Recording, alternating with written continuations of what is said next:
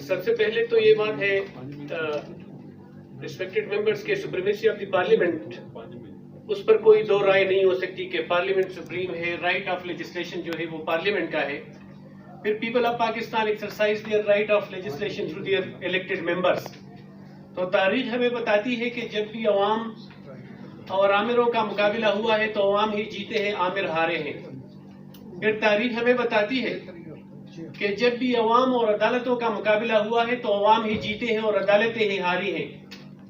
تو حالات اس نہج پر نہیں لینا جانے چاہیے کہ معاملہ اس وقت تک پہنچے جب پاکستان کے عوام ایک طرف اور سپریم کورٹ کے 2 3 4 ججز دوسرے طرف ہوں. اس حد تک نہیں جانے چاہیے. پھر دوسری بات یہ ہے کہ جو seniority principle time and again violate کیا گیا، جس طرح ہمارے ریسپیکٹڈ ساتھیوں نے بات کی، تو یہ اسی دن کے لیے تھا کہ یہ دن آنے ہیں تو پھر سینیارٹی کے جو ہم پرنسپل وائلیٹ کرتے ہیں اور جس پر ہم نے آوازیں بھی اٹھائی ہیں، تو وہ بھی ان لوگوں سے کام لینا ہے اسی طریقے سے. ابھی میرا یہ ہے کہ وفاقی حکومت سے ہم تو شکریہ ادا کرتے ہیں فیڈرل لا منسٹر کا کہ انہوں نے بہت کوششیں کی اور ان کی کوششوں کی وجہ سے ہمارا لائف پروٹیکشن جو دیرینہ مطالبہ تھا وہ بھی پورا ہوا. پھر supreme court practice and procedure کا بھی مطالبہ تھا ہمارا کئی سالوں سے، وہ بھی پورا ہوا. لیکن ادھر میں اس فورم سے یہ بات کرنا چاہتا ہوں کہ ہمیں یہ بھی کلیئر کیا جائے فیڈرل گورنمنٹ سے کہ کیا بات تھی جب جونیئر ججز پر وہ ایگری کر گئے. ایک دفعہ ہم نے ووٹ ان کے خلاف دے دیا جوڈیشل کمیشن میں، ہمارے اٹارنی جنرل نے، ہمارے فیڈرل منسٹر نے.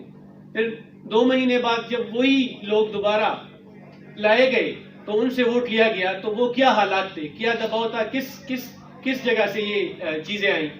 پھر میرا دوسرا مطالبہ ہے اس فورم سے کہ جب تک یہ مسئلہ حل نہ ہو، سپریم کورٹ یہ اپنی وہ اس ضد سے نہ ہٹے، ہمارے معزز چیف جسٹس صاحب اور دوسرے جج صاحبان، تو پاکستان بار کونسل، ہمارے ورتی پاکستان بار کونسل سے میری ڈیمانڈ یہ ہے کہ تب تک چیف جسٹس کے سارے فنکشنز کا بائیکاٹ کیا جائے. پاکستان بار کونسل اور سارے بار کونسل، کیونکہ جب ہم مانتے ہی نہیں ان کا سٹینڈ کہ جی وہ غلط کر رہے ہیں تو ہم کیوں ان کو فنکشنز کو ہم اٹینڈ کرتے ہیں. تو ایک اس میں پھر یہ بات آ جاتی ہے. باقی تحریک چلانے کی بات ہے، ایجیٹیشن کی بات ہے، ریزسٹنس کرنے کی بات ہے، تو ہم نے کیا ہے، ماضی میں بھی کیا ہے، اب بھی کرتے ہیں، انشاءاللہ تعالی آئندہ بھی کریں گے.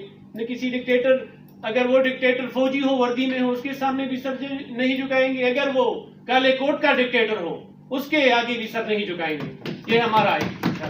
بہت شکریہ.